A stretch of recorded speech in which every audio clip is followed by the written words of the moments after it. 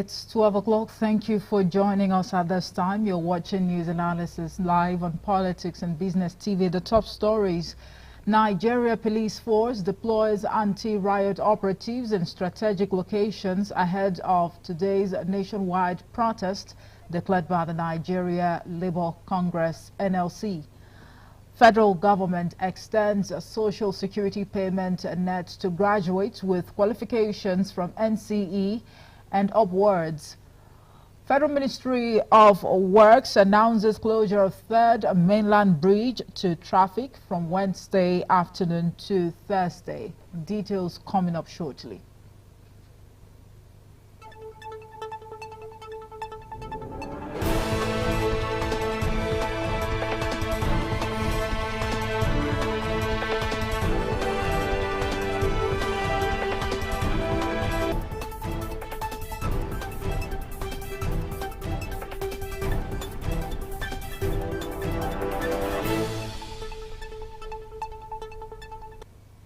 Right, welcome back. I am Omoife Peace Osemere. Now, the Nigeria police force has deployed anti-riot operatives in strategic locations ahead of today's nationwide protest declared by the Nigeria Labour Congress over the economic crunch in the country.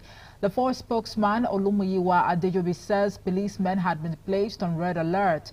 Adejobi in the statement said while the police recognized the importance of the protest, the agency remained vigilant to prevent any attempts to hijack the protest, noting that officers would also curb any attempts to create unrest as the police would not tolerate a breakdown of law and order. It would be recalled that the presidency and the police authorities had on Sunday warned the NLC against carrying out the protest, which was thumbed down by the Trade Union Congress and 65 civil society groups. But the NLC President Joe Ajaero insisted that the demonstration would go on as planned, hinging his decision on the economic situation and hardship in the country. Now, the Federal Executive Council (FEC) has approved the adoption of the Orosanye report aimed at the reduction of cost of governance for implementation. Minister of Information and National Orientation Muhammad Idris disclosed this while briefing State House correspondents at the end of the FEC meeting presided over by President Bola Tinubu at the Council Chamber Presidential Villa Abuja yesterday. The minister explained that with the adoption of the report, it means that some agencies, commissions and departments of government have been scrapped, some merged, some subsumed under some others, and others moved under new ministries which they are supposed to perform better. According to media reports, the minister, however, explained that the adoption of the report did not mean people working in the affected agencies and departments will lose their jobs. Meanwhile, the Deputy Speaker of the House of Representatives, Benjamin Kalu, says the current salaries of federal lawmakers cannot take them home to do the jobs they were elected to do, while stressing that the take-home pay of the average lawmaker is a far cry from what people insinuate.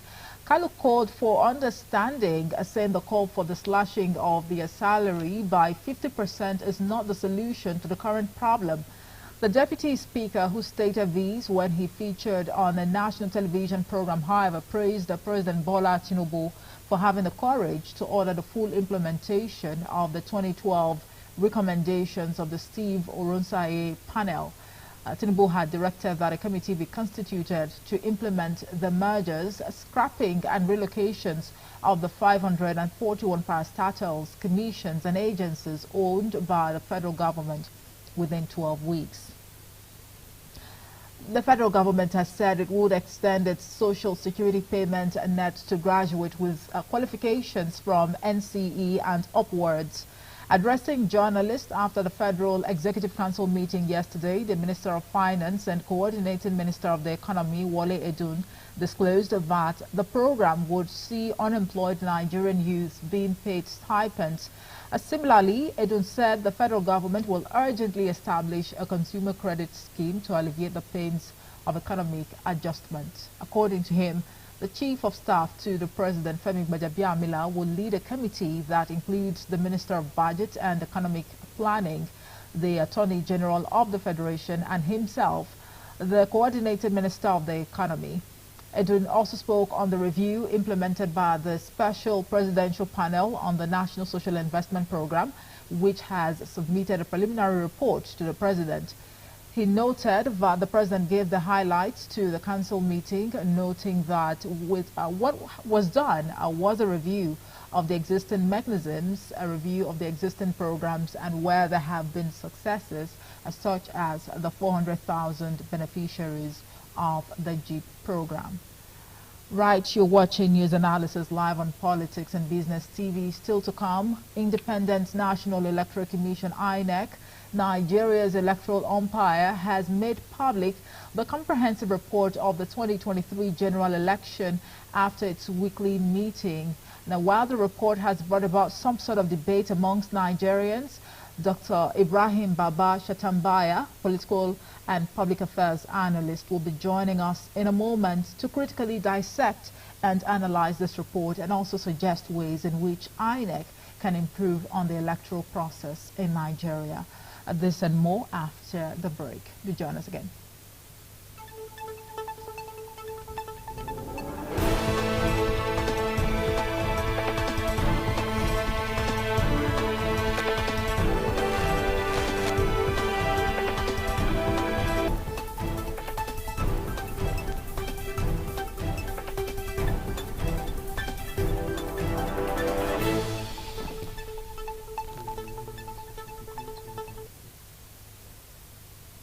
All right, welcome back from that break. Thank you so much. If you're just joining us, this is News Analysis live on Politics and Business TV. Now, the federal government says investigations have revealed that some parody non-governmental organizations, NGOs, within West Africa were funding terror organizations.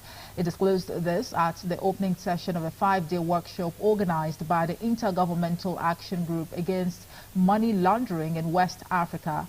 According to media reports, the group is a specialized institution of the Economic Community of West African States, ECOWAS, responsible for facilitating the adoption and implementation of anti-money laundering, AML, and counter-financing of terrorism, CFT, strategies in West Africa.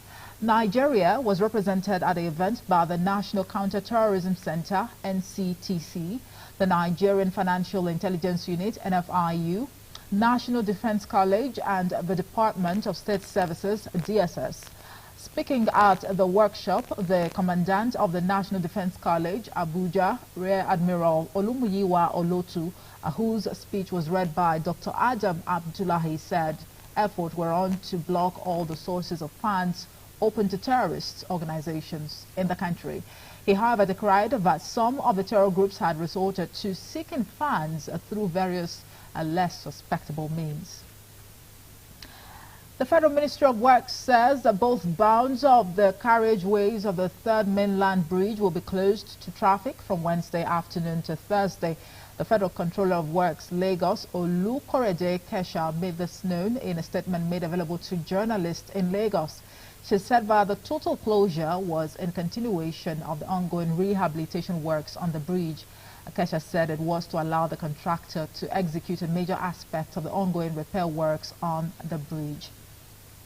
Now let's talk other matters, where the Independent National Electoral Commission, INEC, Nigeria's electoral umpire, has made public the comprehensive report of the 2023 general election after its weekly meeting. National Commissioner and Chairman, Information and Voter Education Committee, Sam Olumekun, said, and I quote, "The comprehensive 526-page document, structured into 13 chapters and enhanced with 60 tables, 14 boxes, and 10 graphs, offers an in-depth analysis of the election's key processes, achievements, and challenges, alongside valuable lessons learned." Olumekun noted that the report showcased the election's unparalleled diversity in party representation, demonstrating significant democratic progress. In a press statement announcing the release of the publication, he explained that the report underscores the pivotal role of technological advancement, particularly the bimodal voter accreditation system, BVAS, in enhancing electoral integrity and reducing fraud. The report also addressed public concerns about the INEC result viewing IRF portal, explaining the technical issues encountered during the upload of polling unit results for the presidential election. While other aspects covered in the report include logistics, security arrangements, staff recruitment and training, inclusivity measures, and the electoral framework. While the conduct of the 2023 general elections has left Nigerians with views and counter-views, let us critically dissect this report, juxtapose the event that shaped the elections, and suggest ways in which the electoral umpire can do better in terms of future electoral reforms and improvement. I have my guest who, of course, is joining us live via telephone this afternoon. He is a political and public affairs analyst, Dr. Ibrahim Baba Shatambaya. He joins us live from Sokoto State, the seat of the Caliphate. Good afternoon to you, Doc. Good afternoon. Right, thank you so much for joining us. Now, this report by INEC, according to INEC, it is a comprehensive report or document, if you like, explaining extensively the successes, the challenges, and also it now leaves the room open for Nigerians to also suggest ways in which the electoral umpire can actually do better, when it comes to conducting elections in the future. But what are the takeaways for you when you take a look at this quite voluminous report or document? Yes, I think the synopsis of the report have actually shown the nature and character of recent elections in Nigeria, particularly with the new innovation as it relates the deployment of technology in the conduct of critical aspects and processes of the elections. Key highlights will include the deployment of the beavers, which is an innovative tool that is used to actually certify and accredit every voter at every polling station, with a view to ensuring that the people who actually registered at each polling unit are given the opportunities to actually participate in the election and cast their votes, as a means of actually reducing electoral fraud, and as well as ensuring that the people that actually registered are those that actually casted their votes in the course of the elections. Another key issue, which is a very controversial one, has to do with the innovation by INEC to release real-time documents of elections as they are compiled and certified by various stakeholders at every polling unit. And that is the IRF. I'm talking about INEC result viewing portal, an online tool that is actually meant to give Nigerians the opportunity to be able to follow results of elections as they are being compiled and uploaded on the website of INEC. We have seen how the IRF was able to achieve great milestones as it regards to particularly National Assembly elections. But in relation to the presidential election, it generated a lot of controversy on account of the fact that presidential elections were not able to, results from presidential elections were not able to be uploaded in real time. And it formed the basis for claims of electoral malpractice by some political parties, some key political parties, particularly the PDP and the Labour Party. Okay. And we have seen the result of those kind of controversies that were created on account of the failure of INEC to be able to perfect the means through which the presidential elections could actually be followed as it relates to the declaration and presentation of results across different polling units in the country. All right, Dr. Shatambaya, if you'd let me, there is need for some sort of reflection, maybe sober reflection, if you like. 1 year after the 2023 general or the presidential election was conducted, what do you have to say? Looking at the body language of Nigerians, would you really say that, the votes of Nigerians really, how will I put it now, were the votes really counted, for the lack of better words? Yes, I would say, with due respect and with due regard to circumstances under which the elections were conducted, I would say that the votes of Nigerians actually counted. We operate in a system whereby we have a lot of challenges, a lot of deficiencies, and a lot of systemic problems. If you look at the situation of our infrastructure in the country, where the country is really in a pathetic state as it relates to issues of infrastructure. And you will believe with me, given the fact that electronic means were actually deployed in the course of the conduct of the elections, right. And given the situation that there are deficiencies in our infrastructure, there are bound to be glitches that were experienced in the course of the conduct of that particular election. But despite that, like the report actually insinuated, challenges associated with the innovative tools, particularly the IREV, do not actually affect the integrity or the acceptance of the outcome. This is because at every polling unit, all polling parties that actually participated given opportunities to have representatives that will stand in to protect their interests in the course of the conduct of the election across the country and across all polling units. Okay, and Doctor, all the stakeholders have the opportunity of having certified copies of the compiled result at every polling unit, and they actually following up at various levels of the compilation of the results in order to ensure that their political parties, as well as interests that they stand for, is not actually compromised. Dr. Shatambaya, I mean, I must have to butt you again. Let's talk about transparency now. Apparently, you have thrown your weight behind, what INEC is saying. Of course, the electoral umpire has actually acknowledged the fact that, there were technicalities around, the IREV, portal. Indeed, the electoral umpire had actually made deliberate efforts, I mean, one would say, to bring about some sort of technological, advancement during the 2023 general elections. However, we saw how things actually played out. But for INEC to say that that does not undermine some level of transparency, one would say it speaks volumes, knowing also that some election observers who actually filed in their report after the conduct of the election had actually, expressed concerns around, the lack of transparency in the whole process. Yes, there is this question of transparency, particularly as it relates to issues of not being promised.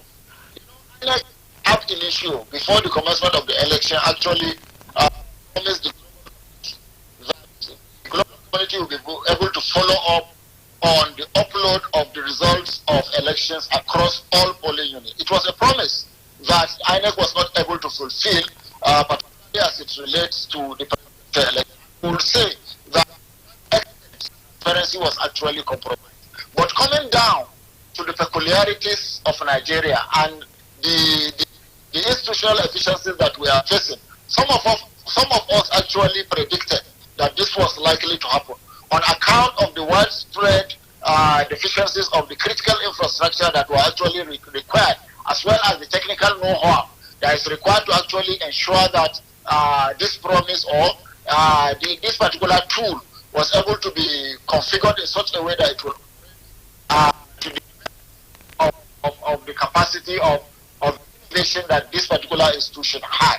But like I said, at all levels, in the process of the conduct of the elections, there were representatives of these political parties, representatives of the candidates who actually stood firm to follow up on every process that has to do with the conduct of the election, compilation of the results, and the release of the results. And this, to some extent, actually speak volume on the level of transparency that actually went into the conduct of the 2023 election. But there's no doubt about it. The inability of IREV to function optimally actually affected the extent to which we could say that the election was transparent, particularly looking at it from a global point of view. Okay, but so locally, will it be intelligent to say that we're not there yet when it comes to, incorporating these technological advancements, into our electoral process? We're not there yet. Is that the case? Yes, you see, one thing we have to put at the back of our mind is that INEC does not operate in a vacuum. It operates within a system called Nigeria. And the Nigerian system is one in which, like I said, there is mass and critical deficiency when it comes to the institutionalization of some of the critical tools that we actually need to operate optimally. So as far as the deployment of technology is concerned, like you have said, we will still have a long way to go. And until and unless the government of the country actually make critical and serious investment in the area of infrastructure, we will continue to wriggle around claims of being able to be transparent, claims of being able to deploy technology, claims of being able to conduct elections that will be generally acceptable. And at the end of the day, we'll have a lot of contradictions and a lot of controversies that will mar such promises and such commitments from the institutions that are responsible for the conduct of these elections. Doctor, you know, of course, that since the conduct of the 2023 general elections, off-cycle elections have been conducted, and similar issues were also encountered in terms of security and also logistics. Why is it difficult for the electoral umpire to get these things right, or would it even be right to say that the electoral umpire is overwhelmed? There are a lot of factors. It's not about being overwhelmed. In my view, one of the critical issues that we are facing in this country is that corruption has actually eaten deep into the fabric of every sector of the Nigerian states. The public sector have already been absolutely overwhelmed and consumed by corruption, inefficiency, ineffectiveness of public officials on account of certain specific interests of individuals that are saddled with responsibility of discharging public functions. You discover that there are deliberate attempts in many instances by public officials who are saddled with responsibility of carrying out various tasks related to conduct of election and many other public services. And this goes a long way in actually ensuring that the ability of public institutions to actually deliver on their mandate is to a large extent being hindered by virtue of the large-scale corruption that has eaten deep into the fabric of the political system in Nigeria. And bear in mind that the nature and the character of politicians that we have is such that they will do everything possible to make sure that public institutions are not operating the way they are supposed to operate. Because many of them will actually lash on these deficiencies, inefficiencies to actually manifest their interests and have those interests of theirs actually achieved. So these are some of the basic issues that we are facing. And until and unless we ward off corruption or manage it to the lowest minimum, the tendency of our public institutions to actually deliver optimally on their mandate will continue to become a mirage. Okay, now on the case of electoral framework, would you say the amendments, on the Electoral Act made any significant, difference on the electoral process? Now, on this also, my belief is not necessarily about the content of laws, content of acts that are being passed by the National Assembly and what we have in our Constitution. The problem we are having in this country is faithful implementation of those provisions. Until and unless the provisions of these acts and provisions of the law of the land are faithfully implemented, we will continue to move in cycles of inefficiency. We will continue to move to find ourselves in this pathetic situation in which, like I said, public sector or public office holders will find it difficult to be able to deliver on the expectations of the people. And therefore, what we should be on the lookout for is the faithful implementation of these acts, as well as ensuring that there are checks and people in positions of authority are actually put in a state to be able to be accountable to the people. Until and unless we do that, no significant progress we are going to witness in this country. So it's not necessarily about the passage of the Electoral Act, but it is about faithful implementation of the provisions of these acts and other aspects of the law that actually guides the conduct of elections in this country. All right. We know, of course, that Edo State is already gearing up, to conduct the gubernatorial elections right there. what are the lessons that you think INEC may have learned, from previous elections, and what difference do you see, INEC, what different scenario do you see playing out in the conduct of the Edo State, elections? Yes, what we should learn, and I think what should guide INEC, what should be the guiding principle for INEC, is that they must always strive to get it right. It is highly dishonorable of an institution of that magnitude, an institution that is charged with the responsibility of leadership recruitment, to at the end of every election, at the end of every election cycle or any off-season election, to be given excuses as regards its inability to actually deliver on certain aspects of the processes that has to do with election. So INEC must do everything possible to actually make sure that it gets it right as regards the contents of the powers that it has to actually deliver credible, free and fair elections. Like I said, it doesn't speak well of Nigeria being the giant of Africa, right, to continue to operate at the level at which we are operating. We should be a symbol, not only for African countries, but for other developing countries across the globe. Doctor, to wrap up the conversation, in a yes or no response, do you think INEC, the electoral umpire, is a tool before, the government or any government of the day? Sorry, I didn't get that. Do you think, or would you say that INEC, the electoral umpire, is a tool before any ruling administration? It's a tool? I'm asking in a yes or no response. Is it? I didn't get the question. Is it a tool or what? Yes, I'm asking, is INEC a tool before any ruling administration? No, I don't think so. All right. Thank you very much, Dr.